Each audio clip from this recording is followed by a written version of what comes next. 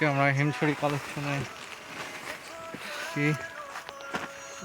আরো ভিতরে যাচ্ছি। গহীন বন, যেদিকে যাব সেদিকে খালি বন। দেখি সামনে কি কিছু পাওয়া যায় নাকি। আর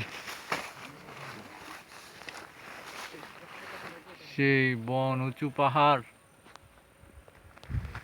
পাহাড়ে বাঁশ সহ অনেক ধরনের গাছ রয়েছে।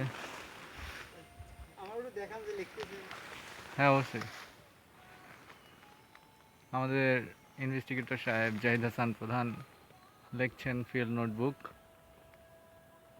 আশা করি এসব কালেকশনের তথ্য আপনাদের সাহায্য করবে অনেক কিছুর ব্যাপারেই।